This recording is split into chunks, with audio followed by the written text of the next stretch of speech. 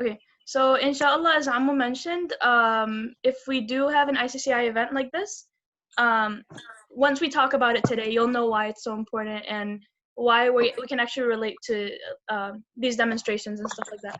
So hopefully you'll find it beneficial and you'll understand a little bit more about the situation. So I guess we could begin. I'm just gonna give a little intro. Can you still see my screen? Yes, we can. You're good to go, Donya. Okay. So assalamu alaikum everyone, welcome to our event. Today's topic is going to be social justice and racism in Islam.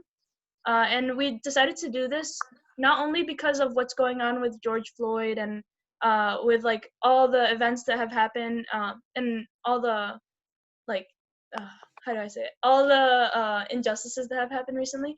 I mean, they happen all the time, but you know, because right now it's getting more attention. But it's also because in our own communities we fail to like recognize that we do have intra-racism. Like we discriminate against each other, and like we discriminate against other Muslims just because of their race in our own masajid and stuff. And we just want to like emphasize the importance of realizing that Islam is not a racist religion, that it's culture that makes us like, you know, believe these ideas. So inshallah, you know, once we talk about it a little more, you'll realize why these protests are so important, why Black Lives Matter is such a big movement, and why we as Muslims should be part of that movement. And it doesn't just mean, you know, going to protest and stuff like that, but just like understanding the struggle of other people, even though we can't truly understand it, but just sympathizing with people and knowing what they're going through. So if you could please do me a favor and tell your friends to join. If you know anyone that would like to, you know, take part in this, because this in itself is a form of learning. It's a form of activism in itself because you're becoming more informed about the situation. We're going to talk about ways to get involved, everything like that. So if you could send your friends the Zoom link right now, that would be awesome. And the special thing about today's event is we're having panelists. So inshallah, we're gonna have Amira, Buthaina, Dunya, and Amu Abdullah talk about more about this topic and answer questions. And while they're talking and while these discussions are going on, feel free to add comments in the chat. Maybe the panelists can choose to, you know, discuss them a little further if they want to. We're running until 8:30, so everyone will have 10 to 15 minutes to talk. And after everyone's done talking from our speakers, we're gonna have a Q&A and a discussion. And once again, this is gonna be like, you don't have to show your face, you don't have to open your camera or your mic. This could be simply through the chat. We can have like a little conversation. I, along with the speakers, can go ahead and lead the questions that people have. And we just want this to be super interactive. So speaking of interactive, oh, let me admit people. I didn't even see that. Okay, so people are joining us. All right, so to begin, because I do want it to be interactive all throughout, just 3 people in the chat. I'm gonna read 3 responses. I mean, everyone that wants to respond, please respond. But why do you support Black Lives Matter? What's your just one reason? You could type in the chat, or you can open your mic. Rania, can you repeat that, please? Because it cut off for me. Really, it did? Okay. The question is, why do you support Black Lives Matter? Like one reason you do, and you could type in the chat, or you can unmute your microphone. Okay, thank you. No and problem. Also, something that I want to mention. So make sure that you're sending your chat to everyone, and not to someone privately, because yeah. Yes. All right, I like the responses so far because all lives matter and everyone should get equal treatment. Yes, not the all lives matter movement, guys. Just that everyone is equal, basically. Because Islam teaches us to. Islam stands up for everyone. Okay, give me 1 second, guys. I just have to connect something to Facebook.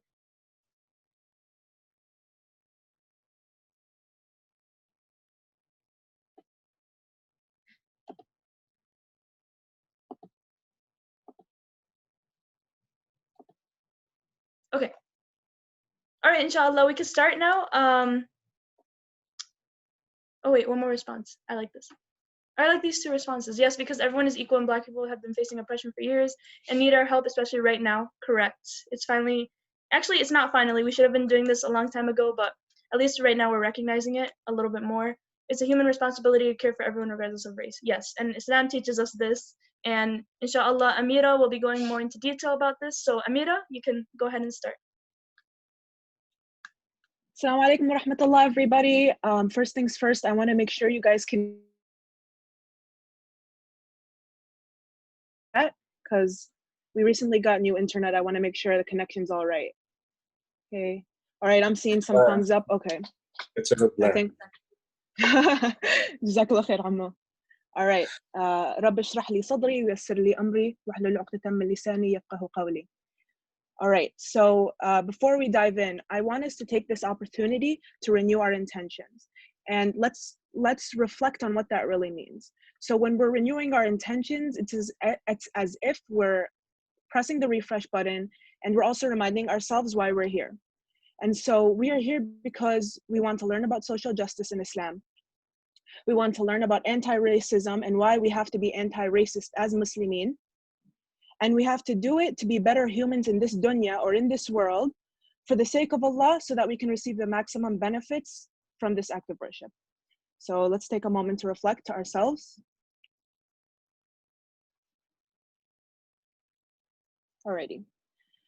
So I want to start off by reminding us of the saying of Prophet Muhammad sallallahu alaihi wasallam, who said, "Indeed, there is no superiority for an Arab over a non-Arab, nor a non-Arab over an Arab, nor a white person over a black person, nor a black person over a white person, except through taqwa." Now, taqwa, does someone want to say real quick in the chat what taqwa is? Anyone, just drop a word in the chat. This is something we talk about often in Islam, what taqwa is. And so if you're thinking that it's piety, then you're correct. But what does that mean exactly? That means that we're God conscious. We think of God all the time, and we do so through fearing and loving God, and we show that through our actions. And now, upon being reminded of this hadith, you're probably thinking, well, like, yeah, duh, of course, who is anyone to think that someone is superior because of the color of their skin? And you know, the unfortunate truth, you guys, is that as a community, as Muslimin, as Arab, there are times that we're not following the teachings of the Prophet sallallahu alaihi wasallam, and specifically when we're talking about this hadith.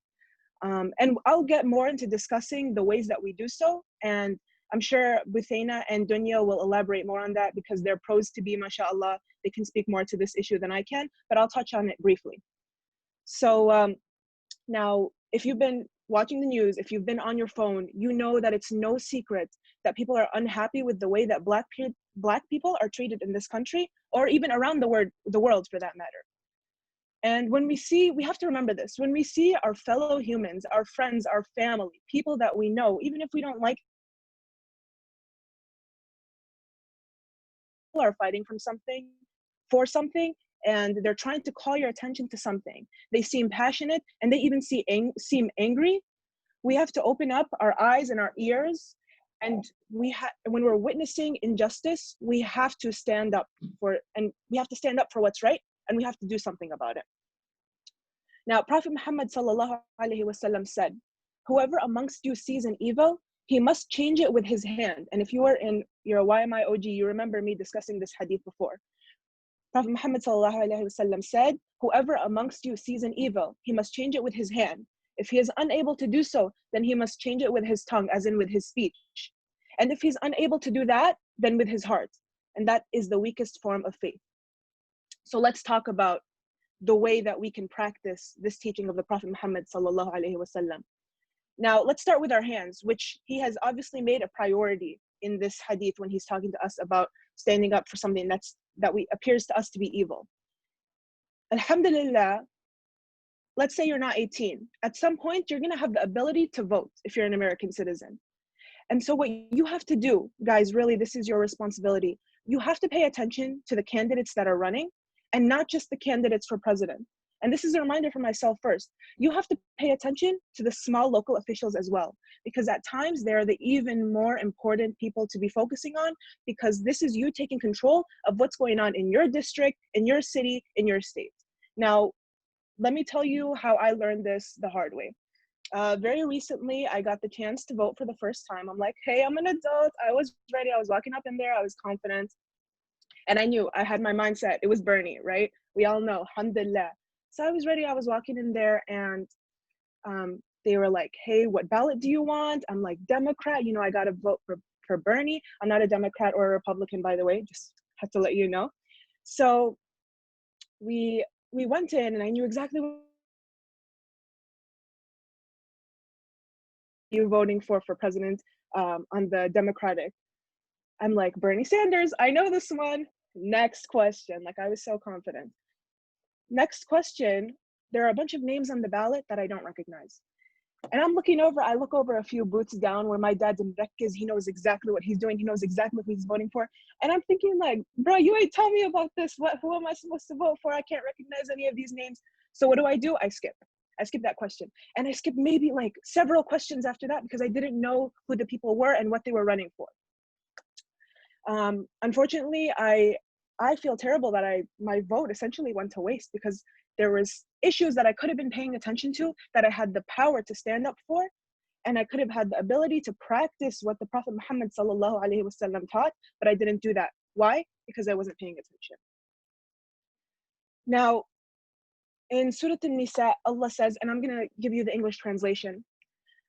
He says, "O you who believe, be upholders of justice, witness for Allah, even though against your own interests or your own parents and the kinsmen. One may be rich or poor. Allah is the better caretaker of both. So do not follow your desire lest you be unjust.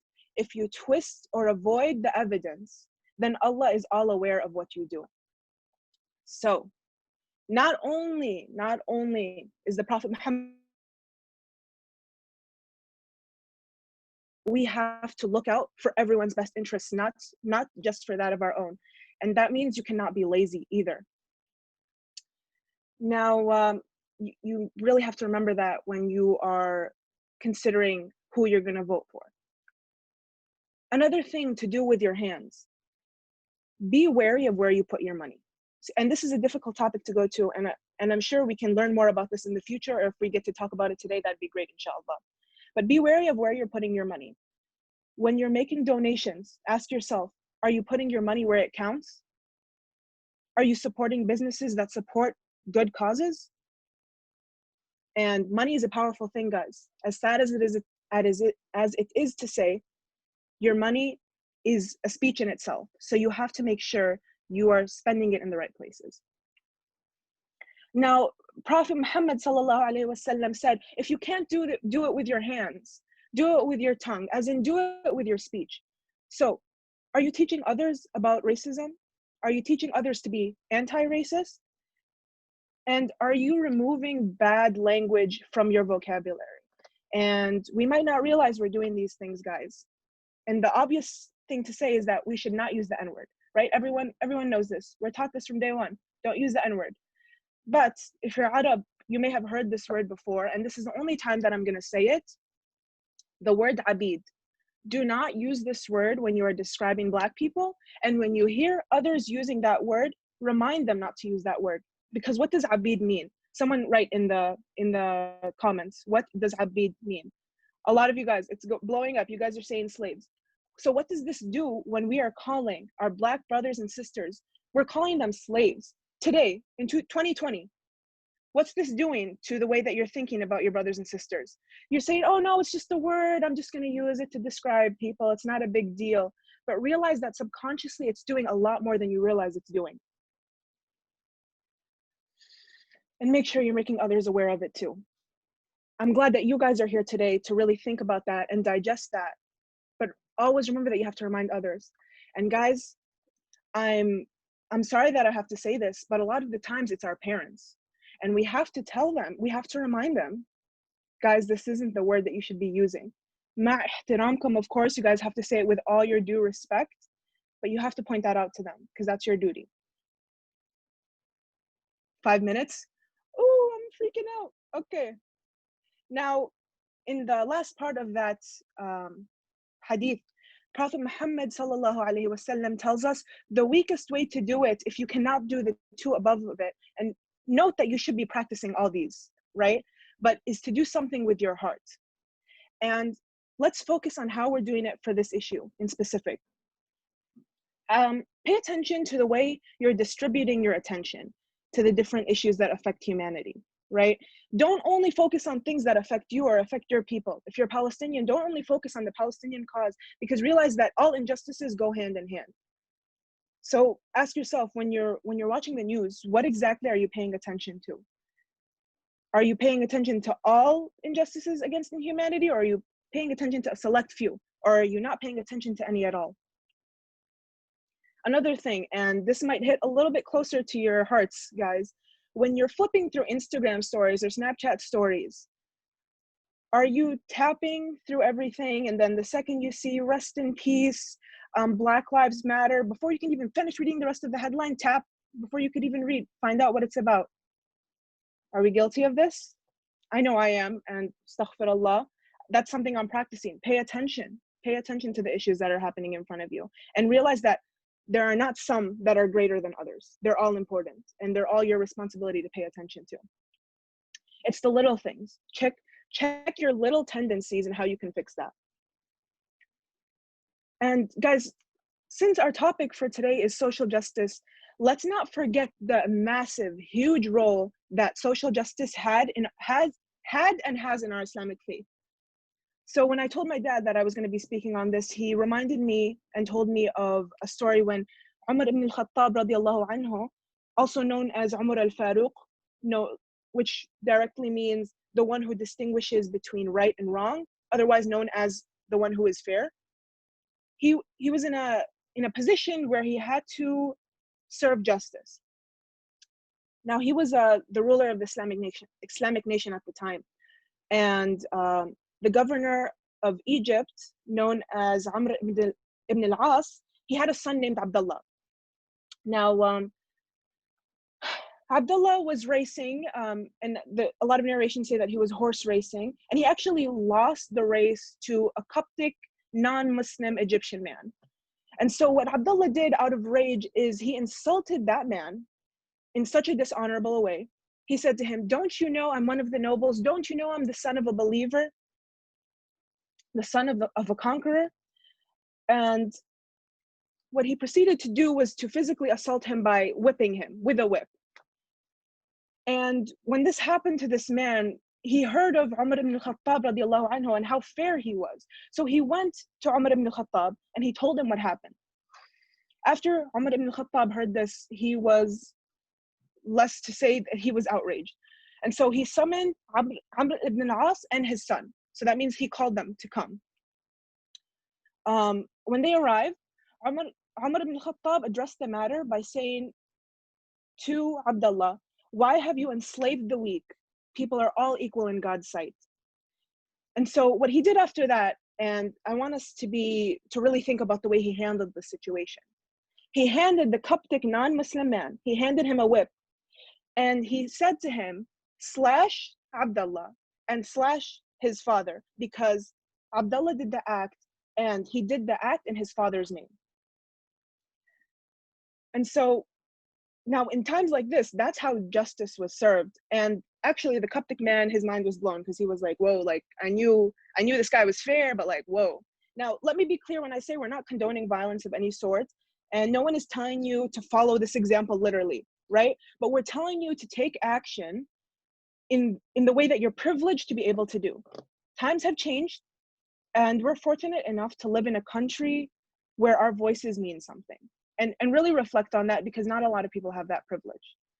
So when you are given that privilege, it now becomes your responsibility to make sure that you're being just. Now, after hearing all that I've said, we can all come to agree that racism in Islam is intolerable, and when we see injustice, we have to stand up. So there's one remaining question to consider today. Does this country discriminate against Black people?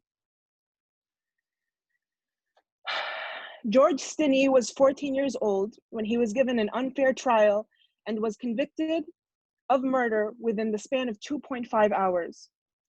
He was sentenced to death and executed by electric chair. The jury took less than 10 minutes to deliberate. George Stinney was Black. Breonna Taylor, who was supposed to turn 27 yesterday,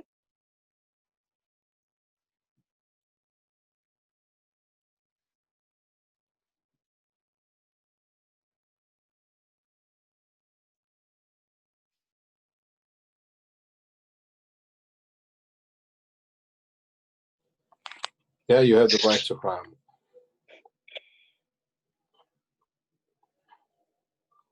she was shot at least 8 times in her own home in the middle of the night by a police officer who was searching for a suspect that was already in custody. And George Floyd, he spent the last remaining minutes of his life pleading for his human right to breathe, calling for his mother in the hands of police while having a cop's knee on his neck. George Floyd was Black.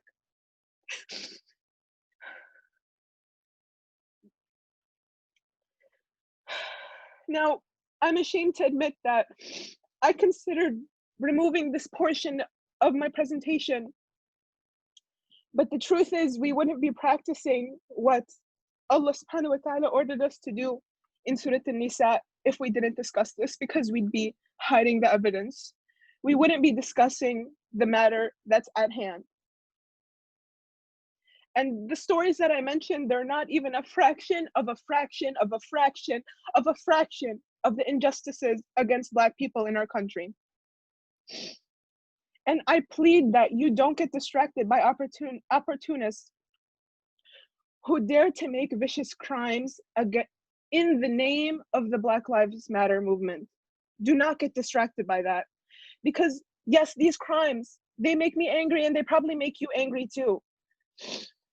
But we cannot stay angry for long enough to forget to stand up for our Black brothers and sisters. Now, I know that was a lot. I debated having this exercise with you guys, but I can't see your faces, so I don't know if you're crying or if you're sad or if you're scared. So I want us, before we move forward, before Buthaina and Dunya take the stage, I want us to do a breathing exercise because that was a lot. First of all, say A'udhu billahi minash shaitanir rajeem, wherever you are. And I want you guys to take, I'm gonna count for sure. I want you to take a breath in for 4 seconds and I'll count. Take the breath in for 4 seconds, make sure you're breathing into your stomach.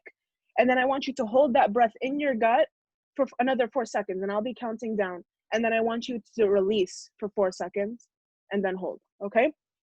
Has everyone got that? Send a thumbs up if you got that. Okay. Alhamdulillah, looks like you guys got it.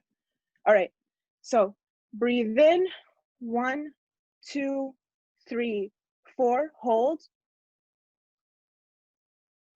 Release, 1, 2, 3, 4. Okay. Jazakumullahu khairan. I pray that we are always in the power to be able to fight for justice. Ya Rab, you are the just, make us amongst those who fight for justice. Ya Allah, keep us free. Ya Allah, reward us for being here today and allow us to take the maximum amount of benefits from today, Ya Allah. Right, Jazakumullahu khairan. Okay, assalamu alaikum everyone. Thank you, Amira, for that. It's very good. So is it okay if I share my screen? Dunya and I have a presentation.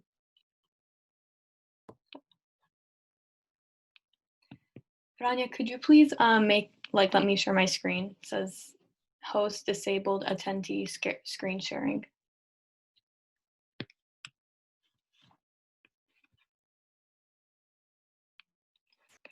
I think she just made you host, so you could go ahead and go for it. Okay, thank you. Mm-hmm.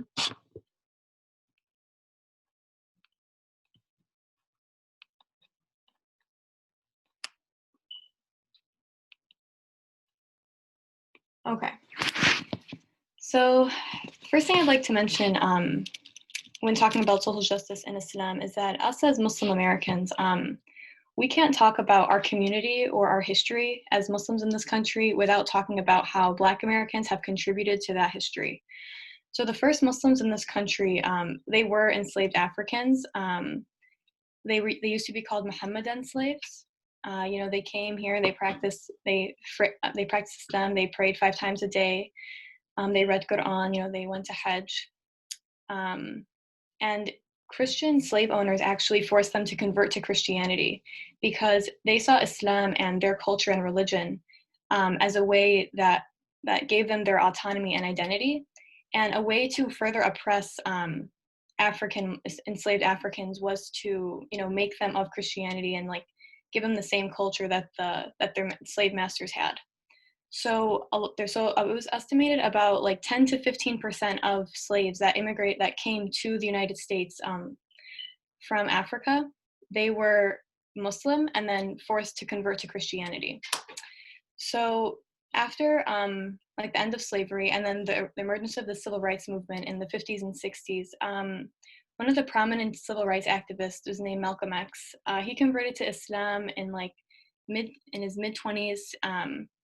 And he saw Islam as a way to bring Black people together and as a way to unify the world and to bring justice to the world. So he wasn't born Muslim, he converted later in his life. And what I think is so powerful about Malcolm X is that he used his knowledge of racism and of political theory and his experiences in the world to use Islam to inform him on how to liberate Black people and how to bring justice to the world. So I think it's important that we see how Malcolm X and many other Black Americans have used Islam as a political tool in helping them achieve liberation in the United States and throughout the world. And so I'm going to give Dinya the next slide. Hi, everyone. Thanks for having me. So I'm going to go into a little bit on the origins of the Black Lives Matter movement, because I think that's really important before we begin to talk into more dense topics, solidarity and intersectionality. So it's interesting to believe that it actually started 7 years ago in the summer of 2013 after the killing of Trayvon Martin by a cop named George Zimmerman. And it started with a hashtag. So something as simple as a hashtag, Black Lives Matter, became a global movement, which we see today. So it was just something that people put in their Instagram bios, Twitter bios, people just tweet in order to make it into organizing efforts on the ground into grassroots orgs. So now we see there's more than 40 chapters worldwide, which is crazy because it's something that started as a hashtag and now it's actually organizing efforts. We saw it revived again in 2014 with the killing of Michael Brown. And this is where we all know of the Ferguson protests. And this is something that gained widespread media attention. Largely because of the police brutality that was used at these protests. So we saw a lot of tear gas, saw a lot of tactics that police used to basically make protesters leave. And we saw similar to what we're seeing actually today too, with a lot of rebellions around the cities. But this was exclusive in that it only happened in Ferguson, Missouri, rather than now we are seeing these rebellions happen around not even just the US, but all across the globe. And there's also, in the history of the Black Lives Matter movement, it's also important to acknowledge that our city also has a really a catalyst in the movement with the killing of Laquan McDonald, who was shot 16 times by the Chicago Police Department. And it was also covered up by our previous mayor, Rahm Emanuel. And it's important to note that he was shot 9 times in the back and also 7 times while on the ground.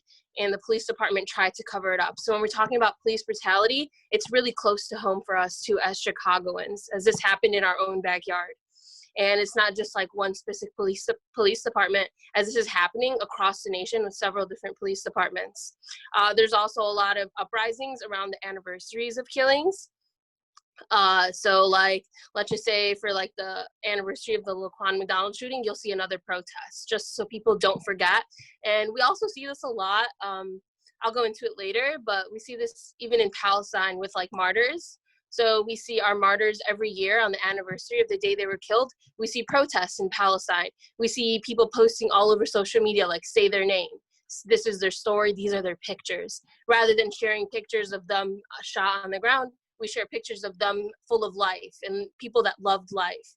And rather than us like reframing the narrative, we can also use this into a Western context and not just the Palestinian context when we're talking about martyrdom and how we have to reframe them to like an individualist perspective. So instead of saying, oh, there's like 100 Black victims to police brutality, we're going to say, no, say their names, like Laquan McDonald, we're going to say Trayvon Martin, George Floyd. This gives them their individual perspective and shows that there are people full of life and these people had stories and it's important to remember them. So I like to bring up martyrdom because, you know, us Palestinians, we hold the word shaheed really close to us. It's important to note that we can also apply that in a Western context with other oppressed groups.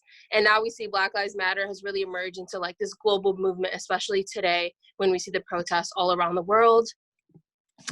And now Budaina, next slide. Thank you. So what about, I'm sure you guys have heard people say all lives matter. And so it's important that when we like talk about Black Lives Matter is we say that because we live in a world right now where Black lives do not matter. So, you know, as Amira mentioned, you know, you hear about the murders of Breonna Taylor and George Floyd.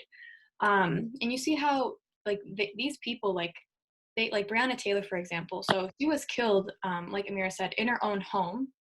And the officers that shot and killed her are not arrested and they're still at home, like on paid leave. And so like, we live in a world that doesn't deem Black people like worthy of justice, right? So we hear about these killings, we, you know, see them like, you know, be killed on video, and it takes these mass protests in order for people to see that like Black people deserve justice and like deserve their like the people that have killed them, regardless of what their status is in society, you know, to be like to have their justice in court and you know, see like their justice on their name.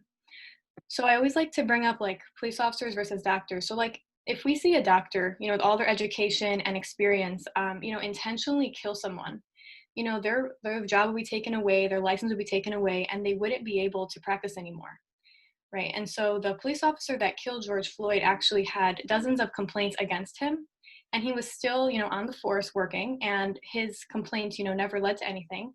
And so because he was still on the job, you know, he killed George Floyd, you know.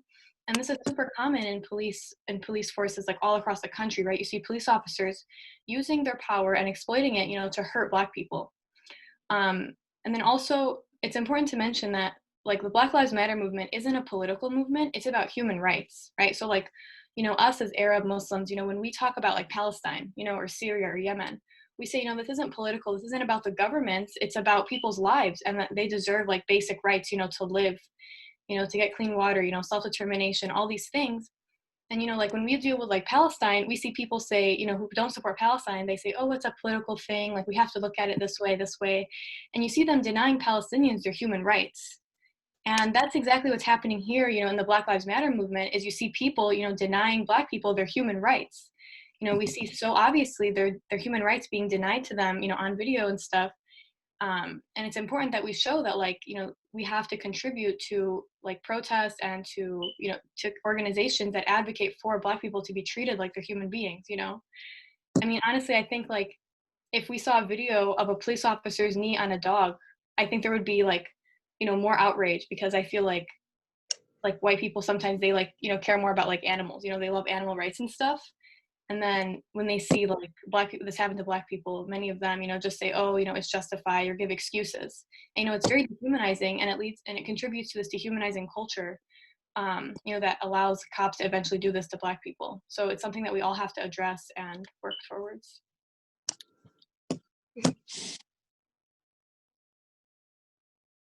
Oh, didn't you answer your slide?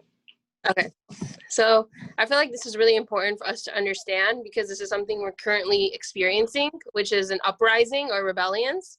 So it's important that like while we're not here condoning violence or anything, it's important that everybody here understands the root of all of these rebellions. So it is, at the end of the day, it's people responding to hundreds of years of systemic oppression and violence.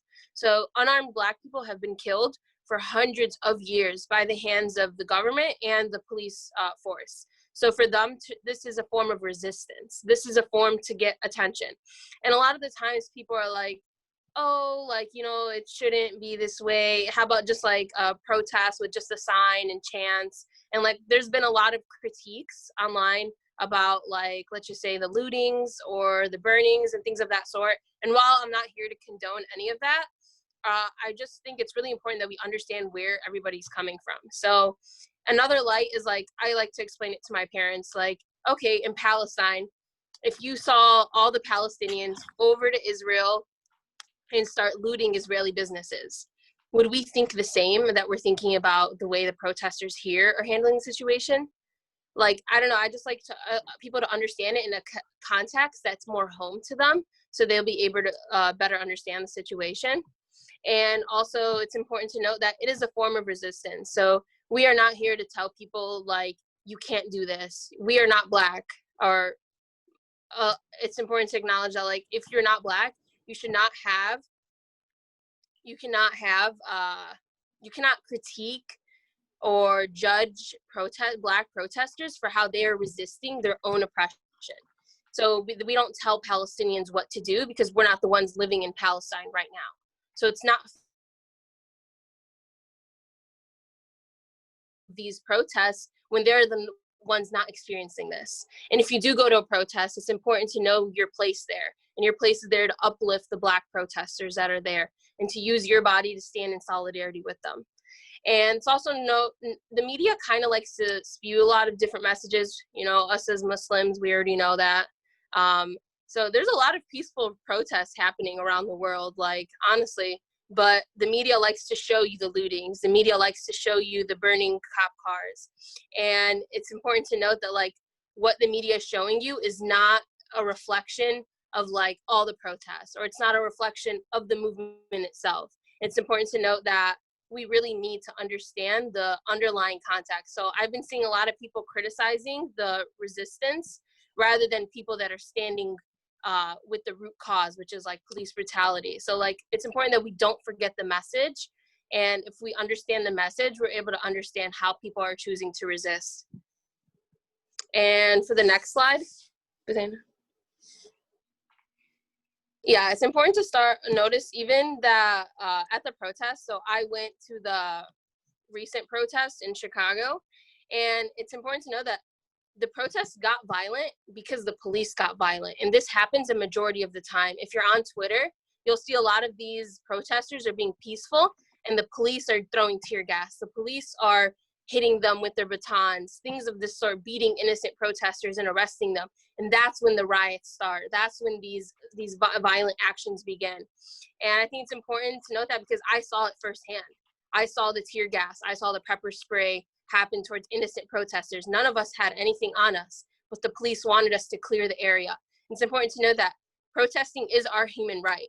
So when there's violence, of course, there's going to be self-defense violence in response as well. And I wanted to bring up this slide because it's important to note that as Palestinians, which 99% of our masjid is, it's important that we show solidarity with the Black protesters here because although our oppressions are different, they're connected by the same systems of oppression, such as state-sanctioned violence, and also the forms of violence that are used against us. So over here, you'll see during the Ferguson protests in 2014, people in Gaza were tweeting at people in the Ferguson protests saying, hey, with the tear gas, make sure to wash your eyes with milk, run against the wind, for #Ferguson solidarity.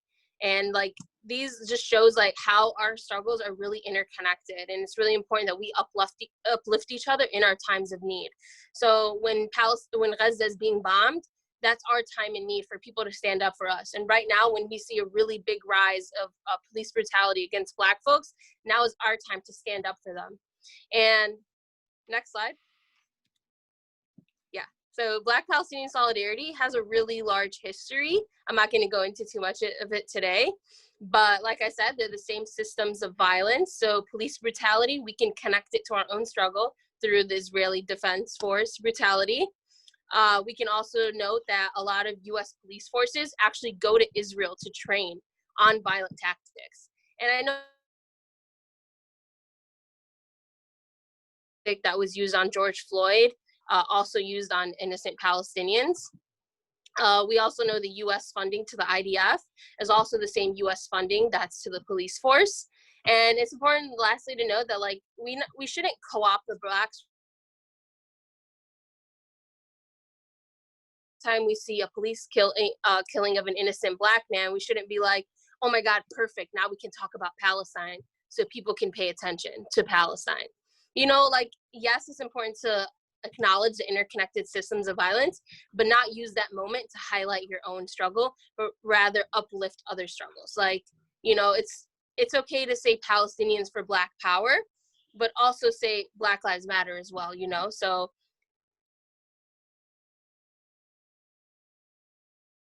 that's organic, because us as Palestinians, we know what oppression is, we know what the struggle is, and using what we know to uplift other oppressed groups. And that's what I really wanted to highlight. Next picture. Yeah, so we also saw this probably circulated online.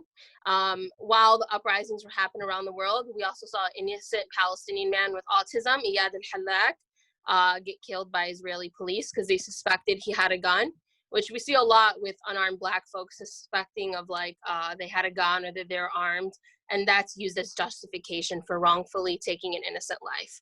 So this is just showing that it's, although two different countries, two different oppressions, it's all the same system of violence that we have to fight against. Yeah, so now I just want to talk about like some of the demands of Black Lives Matter. So whether it's important to note that the biggest demand is redistributing funds from the police into the community. So police, this is just saying that us as a city, we spend too much money on the police force. And this money is being used towards the tear gas that's harming protesters. It's being used towards that pepper spray. It's using towards these heavy equipments that's that's harming innocent people. So we're just saying using some of those funds into the community. So mental health resources, making sure homeless people have homes, making sure we have better health care, making sure people are eating. Things of this sort will benefit the community way more than a tear gas or like a pepper spray, like things of that sort. So it's really important that we focus on community before we focus on militarized tactics. And it's important also to know that the safest communities don't have the most police, but they have the most resources. So we wouldn't have to call the police over certain instincts if people had resources. So sometimes robberies happen because people are left in poverty situations, right? So if we had resources for those people to not be left in poverty in low-income neighborhoods, there'd be way less robberies and way less need to call the police, you know? And so there's been a lot of campaigns to defund the Chicago Police Department, as well as campaigns around the US for their own personal police departments. We saw after the murder of George Floyd that in University of Minnesota, ended their contract with the Minnesota Police Department. And that's just a really big statement that shows that, you know, we don't need this heavy funding going towards police when we can be using it on our own people. And we also saw a lot of other, I think LAPD and other cities did a lot of, they took out millions of dollars from their police force. But also at the end of the day, you have to look at it. They literally put billions of your tax dollars into the police force. So them taking a few million is like, honestly, them taking like 5% away, you know? So it's important to acknowledge that small number is more about a statement, I think, rather than really funding. And right now we see there's a campaign to remove Chicago police from the CPS schools because they believe that they're harming a lot of students. And it's important to know that police are very different from security. So like security should be allowed at schools, you know, for safety, but police could be more of a harm towards like kids in schools. Okay. Yeah, and so before we get into like how we as like Arabs and as Muslims, we can like be better allies to the Black community, I really like this image because it shows how we all can contribute to like major like hate crimes and places where Black people can suffer. So as you can see, like the foundation of the pyramid is like anti-Black racism that, you know, is like casual, you know, like saying the N-word or, you know, saying the word that Amira mentioned, you know, not treating Black people like, you know, they're a part of our community, that they're different. These all like create this foundation that allows police and allows like the justice system to eventually treat Black people like they're not worthy of justice, right? And leads to these hate crimes that you know, that we see is like so horrible, you know. And so it's important that we all like reevaluate, you know, how like our interactions with Black people, you know, if they are racist, and how we can like contribute to like ending that foundation so that we can never get to that pyramid, like that pyramid top again of like, you know, hate crimes and you know, inflicting harm on Black people. So yeah.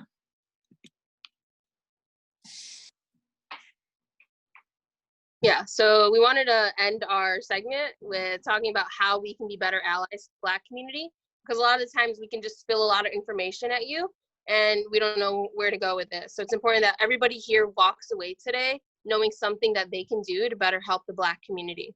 So one thing that we should do is center Black voices. So when we're at a protest, let's just say you are, you know, maybe instead of like leading chants or, you know, trying to make a big presence for yourself, make sure you're centering the Black protesters that are there, highlighting their demands, you know, making sure that you can support them in any capacity. So for instance, at the recent protest, I saw a lot of white people bring water bottles and snacks, and they were giving them out to the protesters. I saw a lot of them like stand with that group. Make the masjid more welcoming and inclusive to Black folks.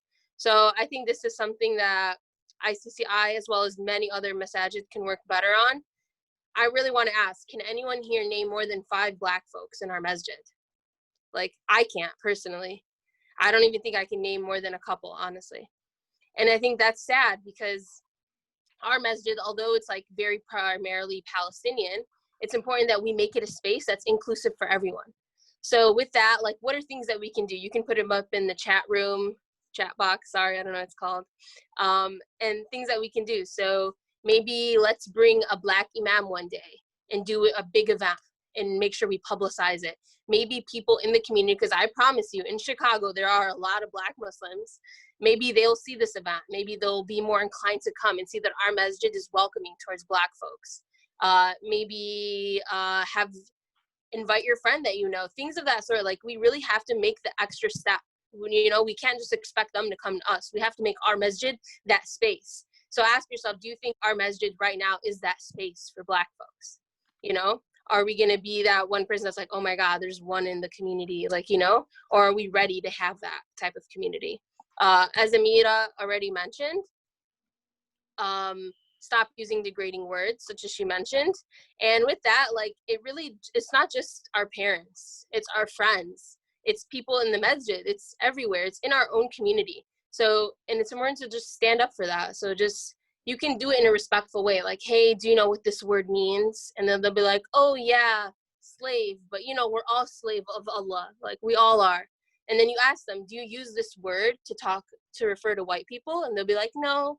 And then that's how you get into a conversation. You know, you don't always have to be antagonizing and be like, oh, you're racist, you said the A word, you know, things of that sort. You have to really get into this conversation, have people critically think about words that they're using.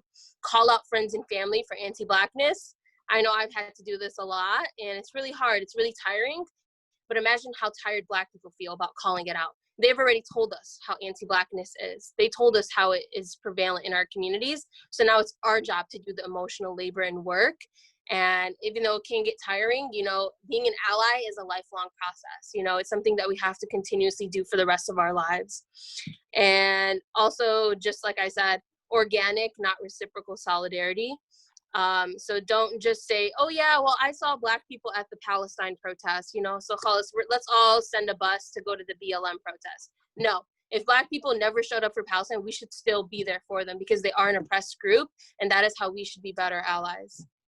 And then I just want to emphasize that I'm so happy we had this conversation today, because this is really a start for me. I grew up in this masjid, ICCI, and I had to learn things on my own when I grew up. And I really think that we can bring these issues into the masjid and better our community so we can make it a more inclusive home for all Muslims. For me, and I can't wait to see what ICCI does in the future, especially the youth. I'm so proud of you all. And, you know, this is just one stepping stone. I can't wait to us to hold big events, do more work for the Black community, things of that sort. But this is a really good start for me. Bethena, if you want to say anything. Thank you. So it's also important to mention, like, the police brutality has been going on for decades, and we're just lucky now because, we have cameras in our back pockets that we are able to see all this stuff. So we have to remember that this has been going on for a long time, and there are hundreds of Black Americans who have been killed at the hands of the police and who have not seen their day in justice. So we have to keep working and protesting, organizing, raising awareness, and having these important conversations to make sure that the issue ends here, because one Black life lost to police is too many, right? And there have been hundreds. So, we always have to work, in ourselves, in our inner circles, and, in our community, to make sure that we're creating like a world that is safe and inclusive of everyone. So yeah, thank you for having me.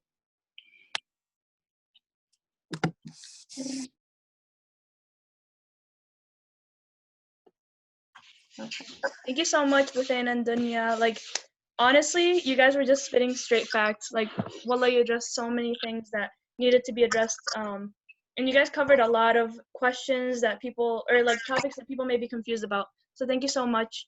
You guys did an amazing job. Like, you guys were the perfect people for this segment. And yeah, thank you. So inshallah, we still have one more panelist, and it's gonna be Ammo Abdullah. And Ammo, you can start whenever you're ready. He's just gonna talk a little bit more about the Islamic point of view, and then inshallah we'll have a little Q&A and discussion, and we'll answer any questions you may have, or just talk about anything. So Ammo, whenever you're ready, you can start. بسم الله الرحمن الرحيم. السلام عليكم ورحمة الله وبركاته. ورب اشرح لي صدري ويسر لي أمري واحلل عقدة من لساني يفقهوا قولي. First, I would like to thank all of the three guests that we have today. It was amazing, and it's not just me, everyone proud of you guys. Amira, Dunya, and Bethena. MashaAllah, yani great, yani MashaAllah discussion, and you brought up very good points. Every point should by itself to be a lecture. Bethena, Ammo, thank you so much for going back to the history of African American. Jazakallah khair. Not even though Muslims know the history of African American, 300 years ago, all Africa was Muslims, by the way, and when they brought them here. So Muslims, they have a big contribution to in this country, and they built this country through African American, by the way. And it was many things. I don't want to go deeply in the history. Even I don't know if you know, guys, in 1904 was a sad thing, to know that racism was exists before, and we have to stand up for justice. They brought one African American guy from Africa, and they brought him in a zoo, and they invited the people to come to look at him. Imagine this. It was in Missouri, 1904. You could go back and read about subhanallah al-azim, this incident. We are now in 2020, and for justice, I'd like to shed lights on Islamic perspective about that. Subhanallah al-azim. Allah subhanahu wa ta'ala in the Quran said, look at the verses. I know Amira, Jazallah khair, she brought some verses. It's beautiful. But Allah subhanahu wa ta'ala also said, Inna Allaha ya'muru. It's like commanded from Allah subhanahu wa ta'ala. Inna Allah ya'muru bil-adl. Yani to be just and to practice justice. Yani this is a commanded from Allah subhanahu wa ta'ala. And there's another verse, it's amazing. It's really amazing. When I read it, I look subhanahu wa ta'ala that the main message Allah subhanahu wa ta'ala sent all the prophets and messengers with their books to establish justice on the earth. Imagine all the prophets and messengers Allah subhanahu wa ta'ala sent them to us to guide people and to establish justice. Justice before, even though if your religion is different. And the amazing thing to know that Allah subhanahu wa ta'ala, this is a fact, blesses the nation that practice justice, even if they're not believing in Allah. Imagine if atheists establishing justice, Allah subhanahu wa ta'ala will bless their work because there's a good cause. That believing between them and Allah subhanahu wa ta'ala. At the same time, Allah subhanahu wa ta'ala takes away the blessings from the nation that they believe in Him, but they don't practice justice. Imagine, subhanAllah, this is in our religion. This is a part of our religion. When Rania, she asked, it's a part of our religion. Why we stand for justice? It's not just because the color. It's part of our religion. And subhanallah al-azim, I have just like small stories about justice. We know Amira, she mentioned the story of Sayyidina Umar al-Khattab and the son of Amr ibn al-As. One of his son, and Abdullah, he was a very good scholar. It was his brother. But subhanallah, the words that Amira, she said, and what Sayyidina Umar said, ماذا استعبدتم الناس وقد ولدتهم أمهاتهم أحرارا. This statement, if you go in the biggest court in Bonn, which is in Germany, you will see in the court, they wrote this statement from Sayyidina Umar al-Khattab. He said it 1400 years ago, and he said, yeah, and you cannot enslave people, and Allah subhanahu wa ta'ala created them equal. So they put this statement and the stone in the biggest court in Bonn. Imagine they taking the words, the statement that beneficial to the human, and they put it there in their court. This is like even the West, they using subhanallah al-azim, the word of justice, and they took it from Muslims. So now we look, subhanallah al-azim, we look at ourselves. As I said, Ashan, no one to think that we are just stand aside with our religion or with our people. Allah subhanahu the scholars, they said, if the Muslims nations, they take away, Allah subhanahu wa ta'ala takes away the blessings from them if they don't practice justice. What also Dunya, she mentioned, it's not just justice for just certain people. It's everyone living on the earth. Allah subhanahu wa ta'ala is asking us to stand with justice with everyone. We know what they're doing in Central Africa. They're burning lives because their religion. We know what's happening in south of China. They're burning and they're burying lives because of their religion. We know what's happening in Palestine. Now we have to stand with justice. Allah subhanahu wa ta'ala commanding us with all the matters. It's not just with the color. Now in the United States, we see that's why now we focus on the black, because the incident that everyone saw the incident. I don't think so. If you have a heart, you're not gonna move or cry as Amira and they were surprised. When I read subhanallah all over, or I see the picture of George Stunny, it's like I cannot imagine. I cannot imagine myself, 14 years old. He was an electric chair and executed him, subhanallah. And Amira, she knows the rest of the story. After 48 years, they figure out and he was innocent. After 48 years, they figure out, that the two innocent white girl, they accuse him, he killed them. It wasn't him. It was a guy from the same town who was white. It wasn't black. But when after 48 years, subhanallah al-azim, he died, even though they did not allow. When you look at his face, he's innocent. He cannot talk, even though they did not allow his family to meet him, and they just allowed him just to leave the town that he used to live in. This is one incident, as Buthaina, she said, this is what we saw in the camera. How about behind? We don't know what's going on. It has a lot of incidents like this. So Islam tells us to stand with justice no matter what, and practice justice. And Allah subhanahu wa ta'ala, and other verses in the Quran, as Amira, she said, that it's not just to stand with justice, even though if it's against your family. I'll give you an example. A guy, he found a sword in the market, and subhanallah al-azim, it's not him. It's the sword belonged to Sayyidina Ali bin Abi Talib. And Ali bin Abi Talib, he saw the guy, he's a Jewish guy, he's selling the sword in the market, and he said, that's mine, I lost it. He said, no, it's mine. And they went to the court, to the judge. Now the judge, he knows that Sayyidina Ali bin And the judge, he told Sayyidina Ali bin Abi Talib, sit down, Abu Hassan. He called him with his nickname. And he told the other guy, sit down, without calling him with his name. And Ali bin Abi Talib, he said, no.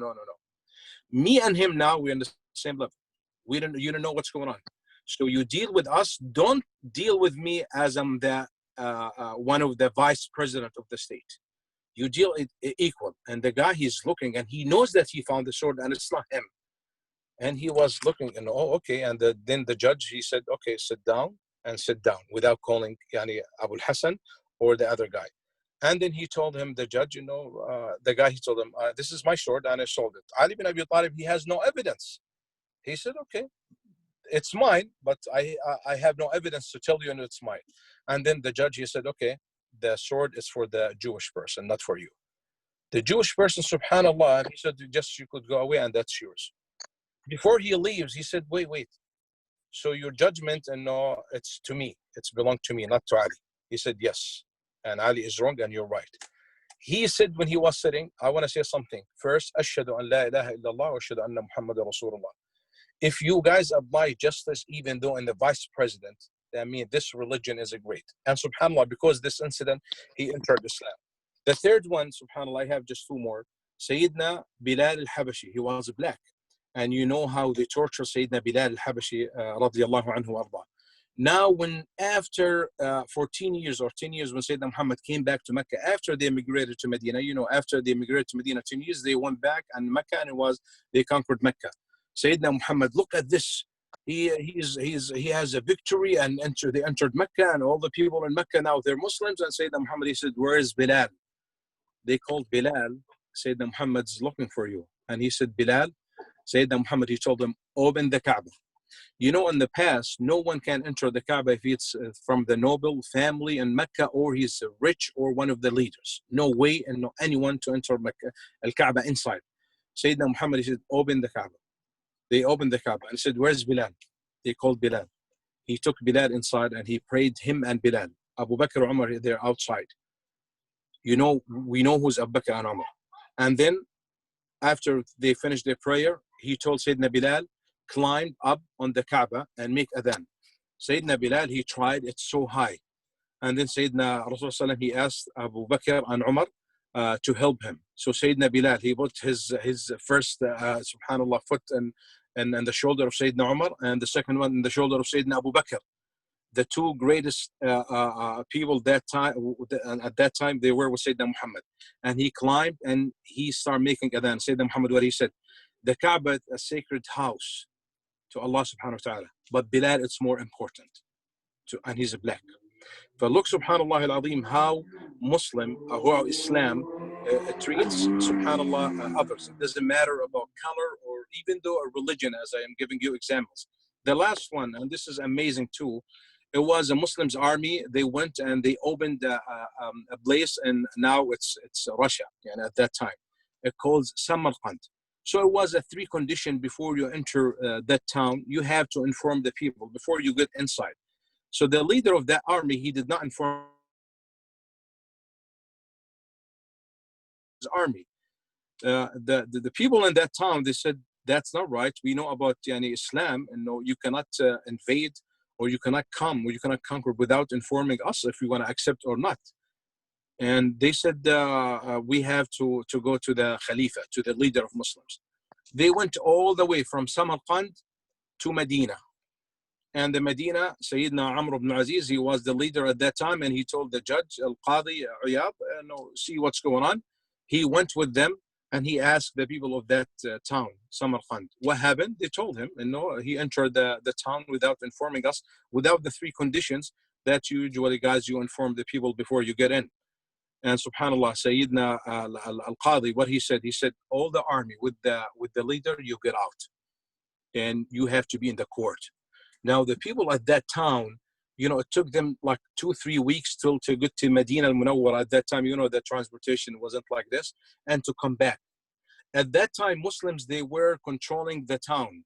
They were dealing, the army Muslim, they were dealing so justly with the people over there, and they're helping them. And even though they're controlling the town, so the people that they're living there, they saw like how they're dealing with them, they're treating them. There is no different.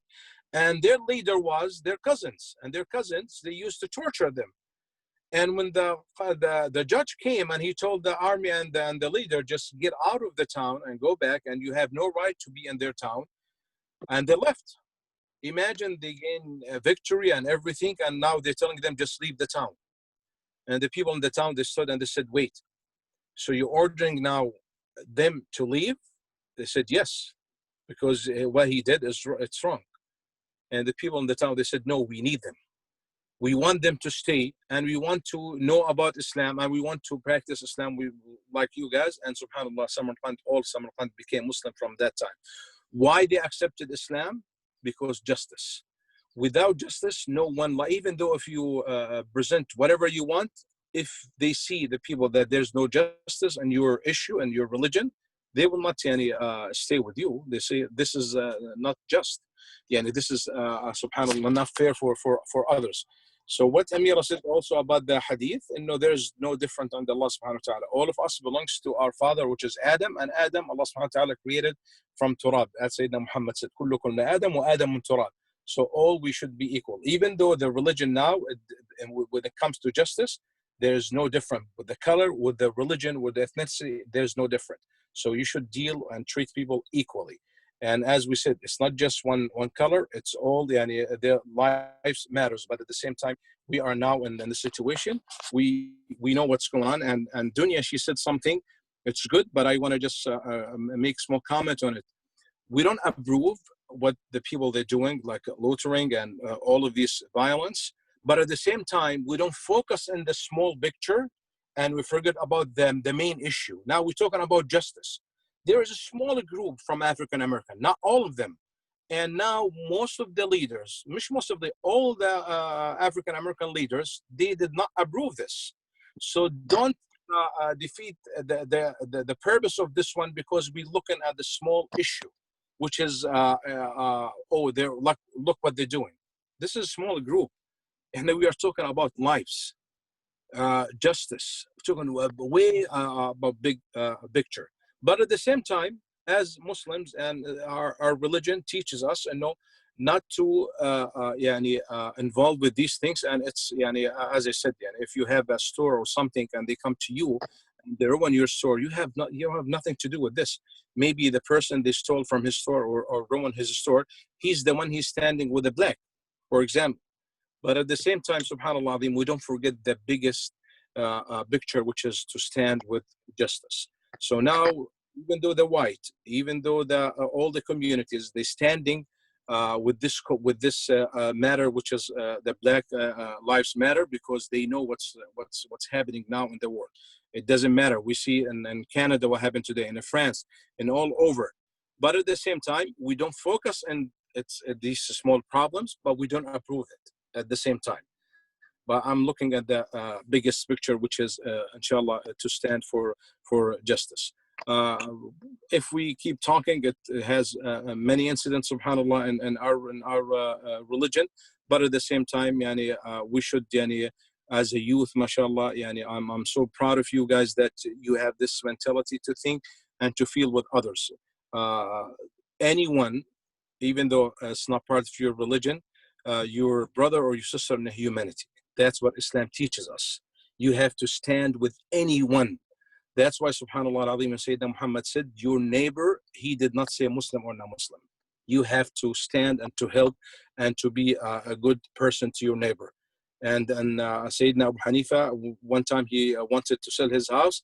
The Jewish guy next to him, he jacked up the price because he told Abu Hanifa to stay.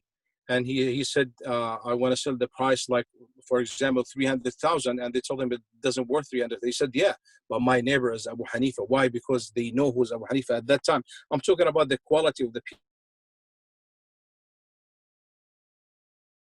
to live together in peace, and there's justice. As long as you live on a land, it has justice, you feel, subhanAllah, peace in mind, and you don't worry about anything. But when you feel there's no justice, don't say, oh, I don't care, it's not my community. Wallahi, if you have this mentality, it will come to you later on. If we don't stand with them now, you will be next. So standing, subhanAllah, with justice, it's a good cause for all the human being. It's not just for a color or a religion.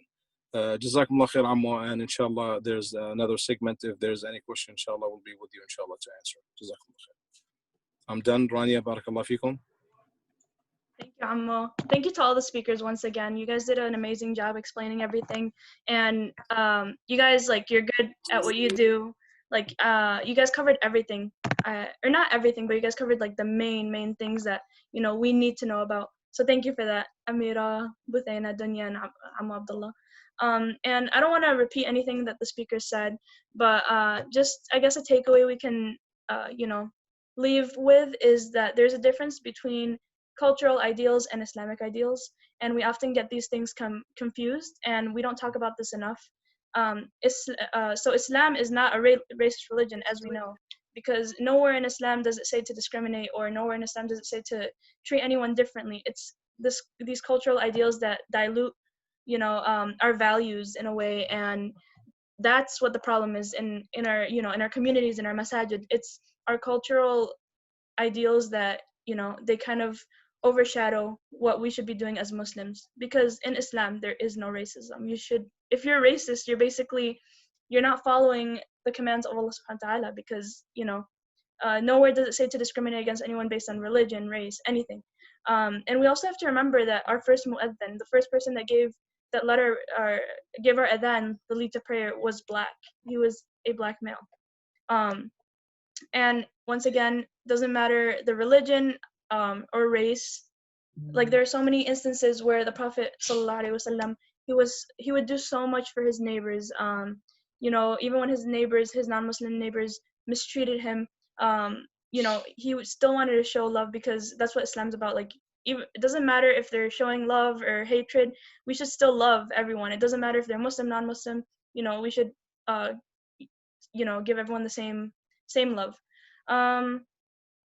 And I think another point that no one or I don't know if someone mentioned it, but the ayah in the Quran where if you kill one person, it is as if you killed all of humanity. And I think we have to keep that in mind, because it's a very important ayah for a reason, because it just shows the severity of situations like this. Like, this is why we need to stand up. This is why we need to, fight for justice, because one innocent life that is taken, it is as if the whole humanity has been killed off. That's basically like what the ayah is saying. So I just want to keep that in mind. So yeah, on a different note, on a lighter note, before we start our Q&A, I do have to switch it up a little bit. I'm going to mention a few events that we're having. So right after this segment, actually, Raneen and Usaid, they're going to be having a college prep segment through Mass. So please join them, especially if you're in high school. It's really good to have guidance. Like, I wish I had more guidance when I was in high school, applying for colleges and all that. You'll find it really helpful. And if you have any more questions, you could send them in the chat about this event. Also, next week, at this time, instead of having a regular segment where we talk about something, we're actually having a talent show. So spread the word, guys. I'm going to be sending out a form soon to all the group chats and on our Instagram. We're going to have pre-recorded videos, and we're also going to have auditions. So if you want to show off any talent, please feel free to send in videos or a poem or any piece of art that you want to display too. The grand prize will be $25 for first place, and we'll have prizes for second and third place as well. And we'll do it through Venmo or some form of e-card. But anyways, I'll give more information about that on our Instagram. I want to start with the Q&A. So maybe type in the chat or open your mics, whatever you guys want to do. Maybe just say a little bit about what you thought about this segment. Do you think we should do more? You guys can discuss topics that you think are important. If anyone wants to add more things. And if we don't get any questions, then the speakers will go ahead and answer questions that we got on our Instagram anonymously. So we'll give it a few more minutes. You guys can type away. Ahmad, I see you. I'm going to open this article really quick.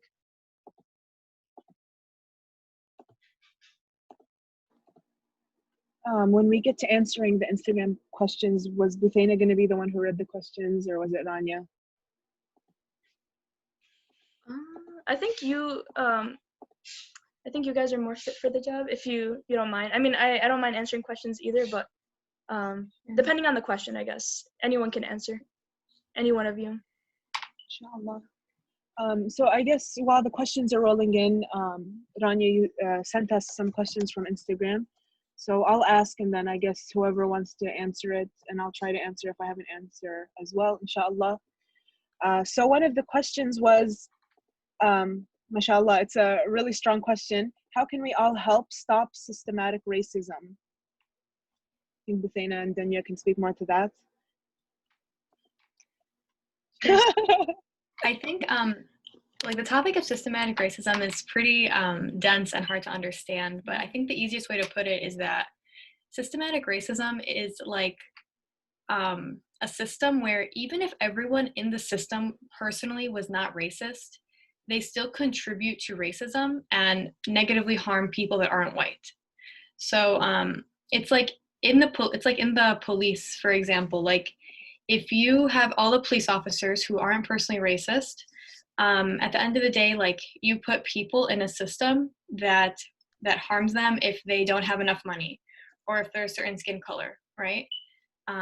Because it's just, that's like the way that the system is upheld. And if you like look at history of like policing in general, you see that a lot of it has its origins in slavery and in oppressing Black people.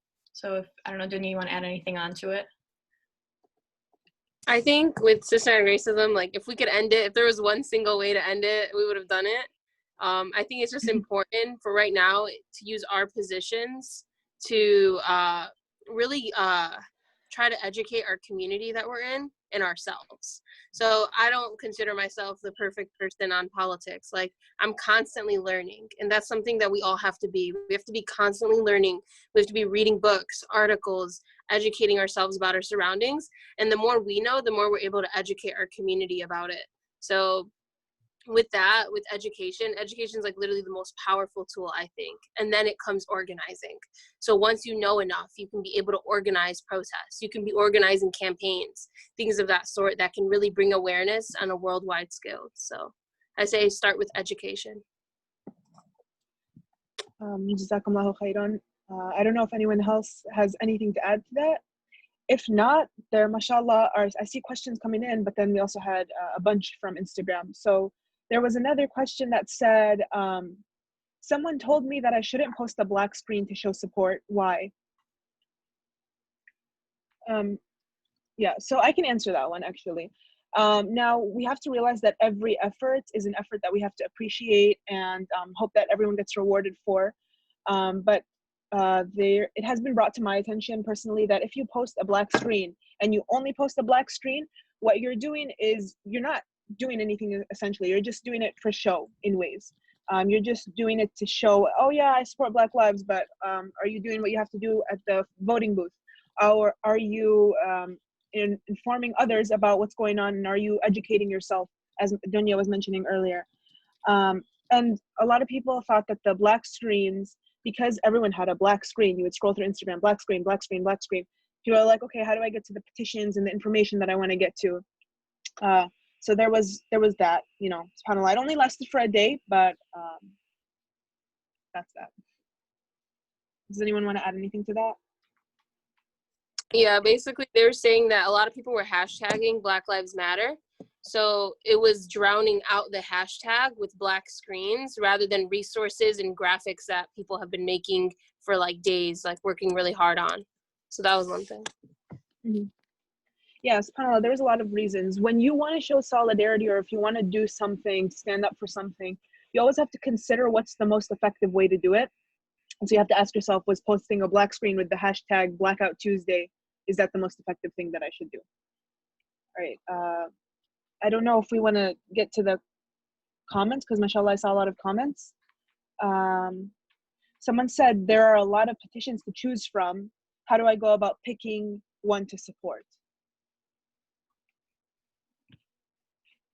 I can comment on that one. I think we should be supporting all the petitions that come out. These are places that we can sign our names and give them our email to show like district attorneys and local officials that there's weight behind certain campaigns in bringing like justice to people's deaths and stuff. So like Breonna Taylor, there was a petition for the FBI to reopen her case, and with all the support that it got, the FBI eventually did reopen their case and are investigating the officers that were involved. So I think we should be supporting all of them that we see. It's very simple, it's just like you just write your name, you can share them on your social media platforms, and inshallah that will like garner support for the cause and stuff. Very good. I want to add just something, Amira. Buthaina, Jazakallah khair. Very good. Do you have guys just to always look who's behind the campaign and to make sure that the sources, the information that you want to contribute to them or sign any petition, so you have to know who's arranging this or managing this, even though the protests. So now we are telling all the youth all over. Just you have to make sure don't go with anyone. We have to know who's organizing these things because we want the cause to be inshallah for a good cause. Yeah, Jazakallah khair, Amma. I actually want to build on that. So I like what Buthaina said, because you shouldn't just pick and choose things that you believe in to sign your name on, because it really does only take 2 seconds. But Amma pointed out that you do have to check out who's in the back of the campaign. I personally do read the petitions from first word to the last word, because there are aspects that I support and aspects that I don't support. So if I see a petition that says, let's defund the CPD, I want to see, like, what exactly does that mean, right? How effective is that? So if I don't particularly support that aspect, if I don't get it completely, then don't be quick to put your signature, but explore it more. Does anyone else have anything to say about that? Someone said, I'm too scared to go to protests. What else can I do to help as a minor? I can answer that. I think there's so much that we can do. Like, people like to think not everybody's meant to go to protests. So we all saw that video circulate of like a little kid getting pepper sprayed by the police at a protest. Like, you know, it can put kids, and especially minors, violent position or harmful position. So with that comes educating. Graphics, you know, those people are on their story, those Instagram graphics. Like, I learned actually a lot. I used to say, oh, this is about the police, but like through those graphics, I was able to learn how we can actually do that through monumental steps. I was able to learn of statistics, things of that. So I say sharing on your social media, because you never know when someone's opinion can change just by it. There's a lot of bail funds going around towards like protesters that they were, you know, innocent protesters that were literally arrested by police, and bail funds are incredibly expensive. So through bail funds, actually, Minnesota was able to bail out most of their prisoners, actually. And Chicago was able to bail out all of them except one something. So like these bail funds, people that are actually putting bodies on the front line at these protests. So if you can't put your body on the front line, support somebody who. So you can do that. And if you're not able to donate, even sharing it on your social media too, because everybody has different capacities with money. Those are things in sharing petitions that will help. So basically use your platform capacity you can. And honestly, even at the end of the day, even checking in Black friends that are in your life. Because I know times like this, like, it can be really emotionally taxing on them, and they might be going through a lot and maybe wanting to vent. So I personally, like, I'll text every Black person that, like, I really care for in my life. And I'm like, oh, like, hey, like, how are you doing? You know, if you need anything, you need someone, you know, it could go down.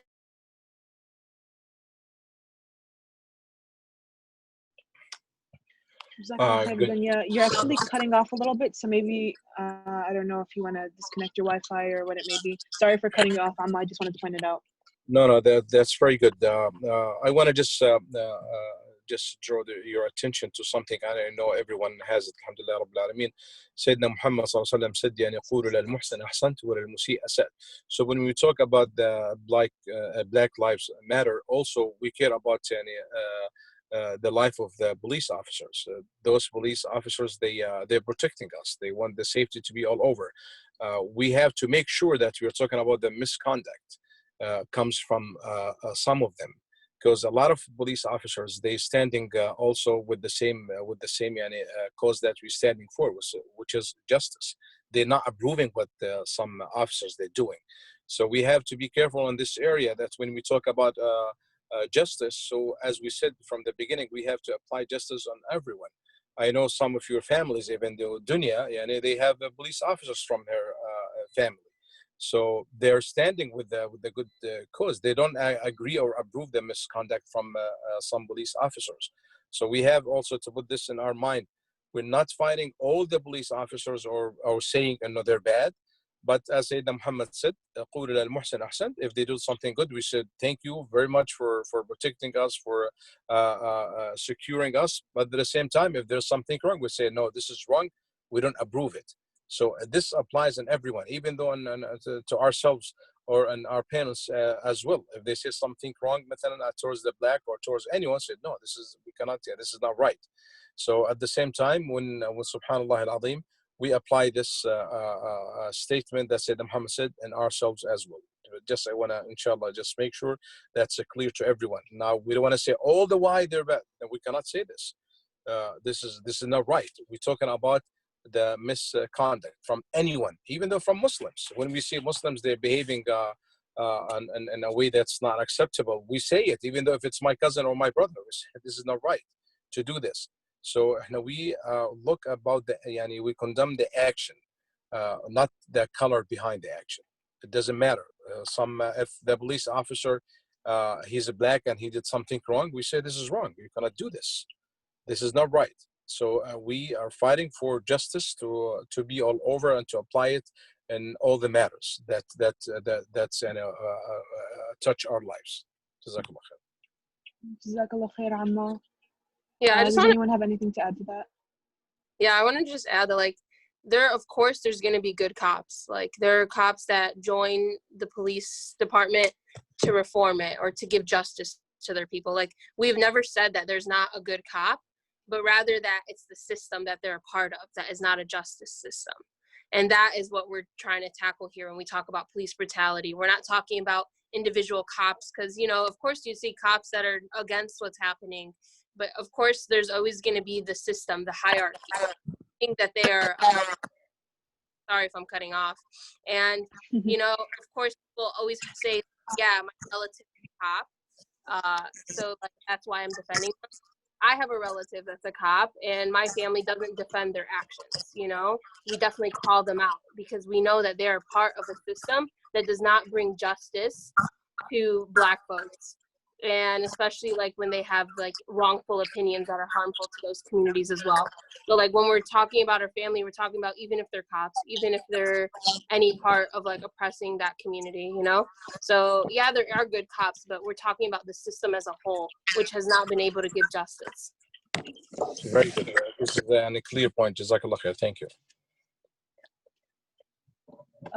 So I'm going to read a question from the comments. I believe it came from Omnia. Yes, Omnia. So Omnia said, can you recommend ways to speak to your parents who refuse to understand the situation, specifically because they find it disrespectful for you to disagree with them? Is it okay to give up out of respect? Yeah, that's a difficult one. So what do you guys think? When it comes to the parents, as we know that we have to respect them. Now when there's like an argument between us and them, you have to do all the ways to take all the means to just to deliver your point to them and to talk the truth. It doesn't matter, even though if you disagree with them, you say whatever you think it's right. So you convey the message to them, and at the end, you cannot force them to accept what you said, and they cannot force you to believe what they believe. Especially when it comes to issue that's it's a clear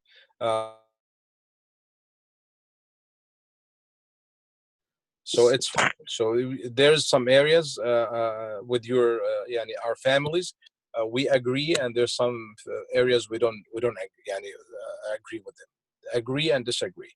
So and just your part here to convey the message. If they accept it, they accept it. If they don't, just don't give up. Just say whatever you, inshallah ta'ala, you believe it's right.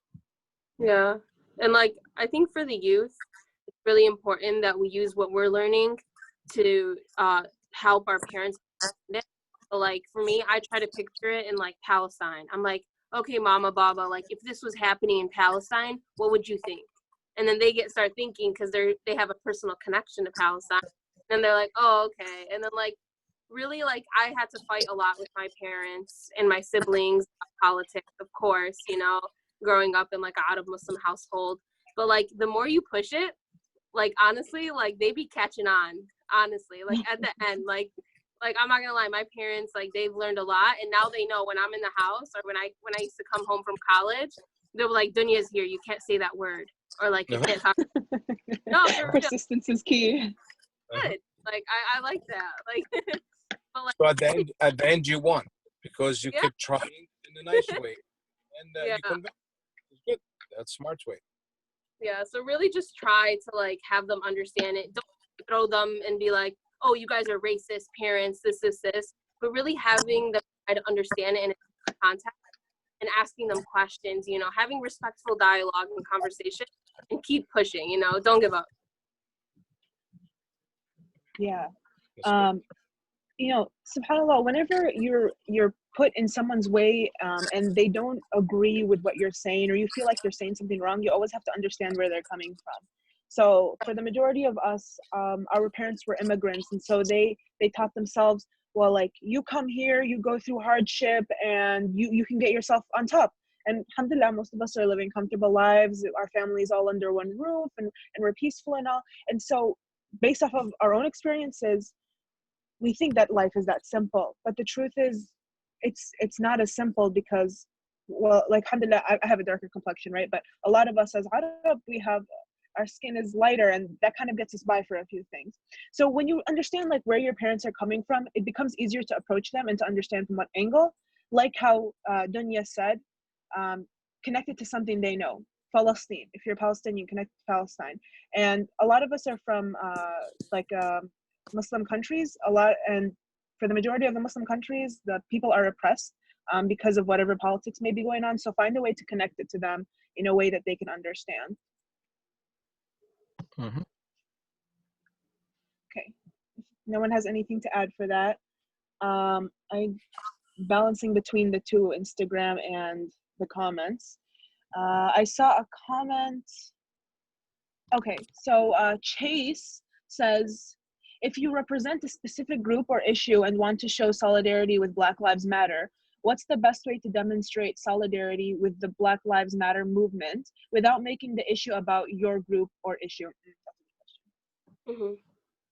I can talk about that a little. I think it's interesting. So something that I saw was like, oh, Muslims for Black lives. And that's something that I was like, that's kind of weird, because that erases Black Muslims, you know? So like, you're trying to separate the two distinct things.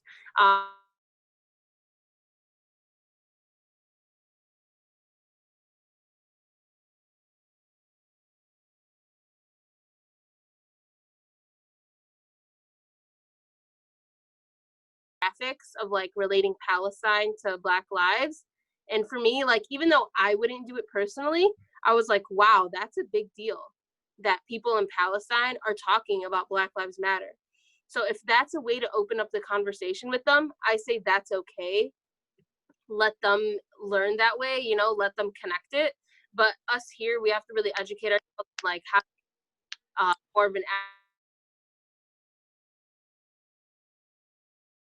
it really is a gray area with that, you know, as long as your intentions, I think, are really pure when you're doing it.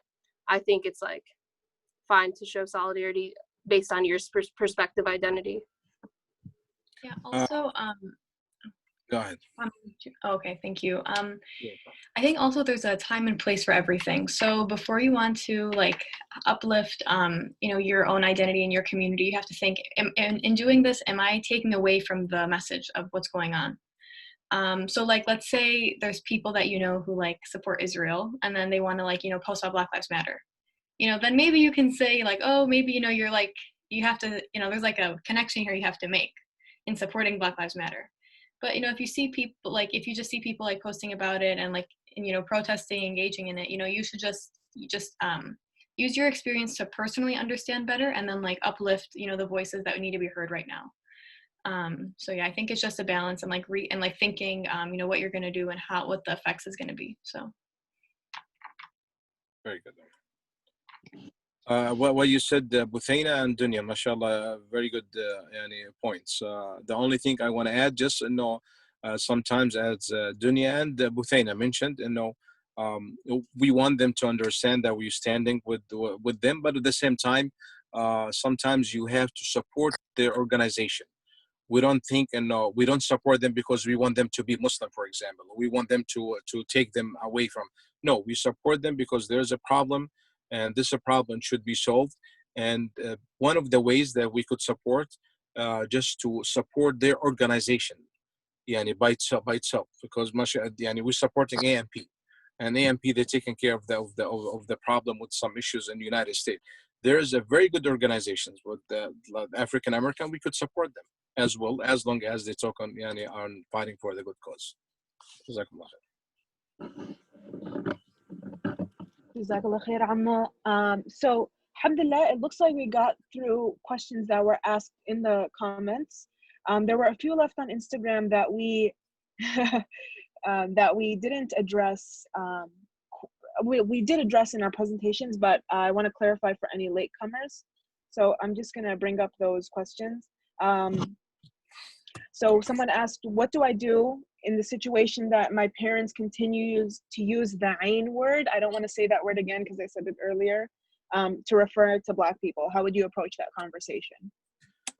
Islamically, you could just convince them because we cannot use this one. I know it's a habit now because they used it for a long time, but it was wrong. So you could convince them with the hadith or with the ayah. You cannot use this word. We cannot. We said this before, but at the same time, as we said, you can convince them with the hadith or with the ayah, and you do your job. If they kept, yeah.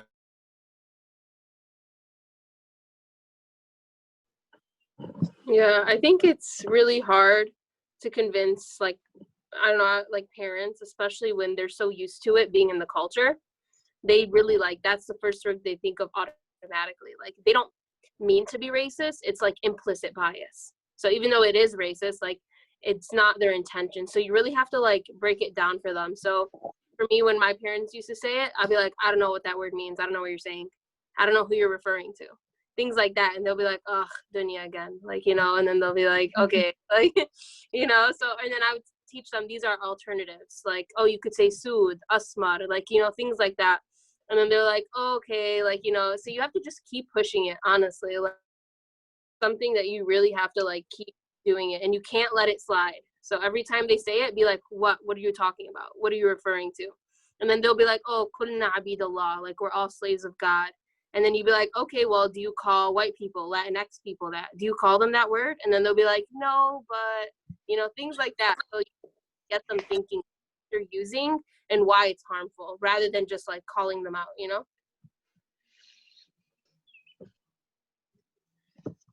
I also want to add that, like, you don't have to blatantly be like, no, that's racist, because, like, you don't know how your certain parents will react, but just questioning them will start getting them, you know, to think a little bit, and then they'll feel like, oh, you're going to point it out every time they bring it up, so they're going to start to use it less and less, and, like, in a way, you're kind of training them to use it less, which, even though it might not be, like, they might not fully understand it yet, and they may not ever fully understand it, they're slowly being trained not to use that word in front of you. And also always tie it to maybe a struggle like someone else mentioned earlier, so that they, you know, can sympathize, or tie it to Islam, like bring up verses from the Quran about how, you know, we're all equal, or, you know, stuff like that disprove their points, because they can't really argue with that.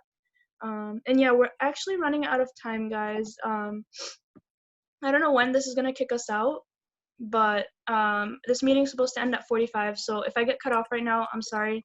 But does anyone want to add any last points? And once again, thank you guys so much for being so interactive. I love how this chat, you know, it was blowing up with messages earlier, and it still is. So thank you guys. But any last messages, go ahead.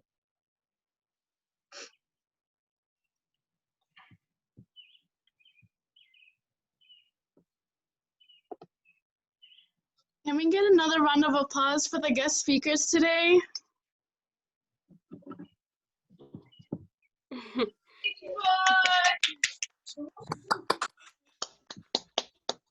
Thank you guys.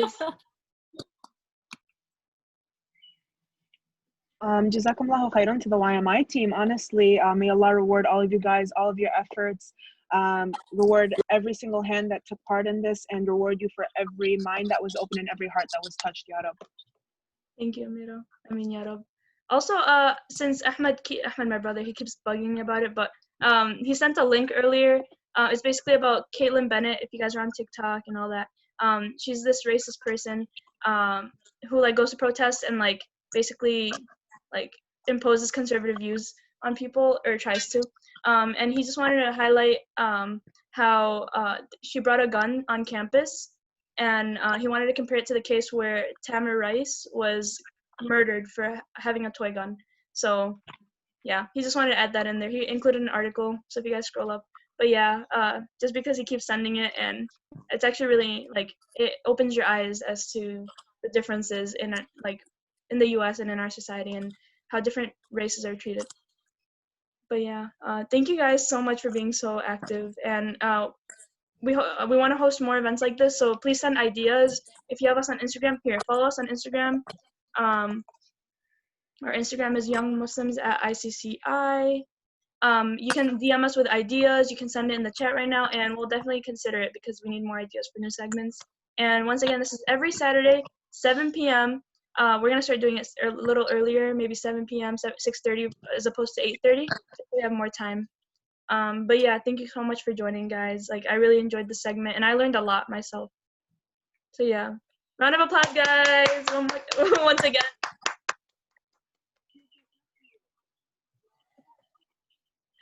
All right, and I don't know when this is going to end once again, and I don't want it to cut anyone off, but we'll also be uploading this video if you want to share it, or if you want to show your parents, because I saw a few people mention that earlier. We will put it on our Facebook, and we'll hopefully link it to our Instagram, and I'll see you about YouTube. But yeah, thank you guys, and I guess I'm going to end it now just so it doesn't cut us off, and go and pray. Go pray Maghrib, guys. But thank you guys, and inshallah we'll see you at the next event. Don't forget the talent show. We have a talent show next week, so get your talents ready. Ended with the dua. Okay, Amira, do you want to take this on? Y'all keep doing this to me, okay. سبحانك اللهم وبحمدك نشهد أن لا إله إلا أنت نستغفرك ونتوب إليك بسم الله الرحمن الرحيم والعصر إن الإنسان لفي خسر إلا الذين آمنوا وعملوا الصالحات وتواصوا بالحق وتواصوا بالصبر. All right, assalamu alaikum everyone. Thank you. Okay, assalamu alaikum. Thank you guys. Jazakumullah khairan for everything. Assalamu alaikum. Assalamu alaikum.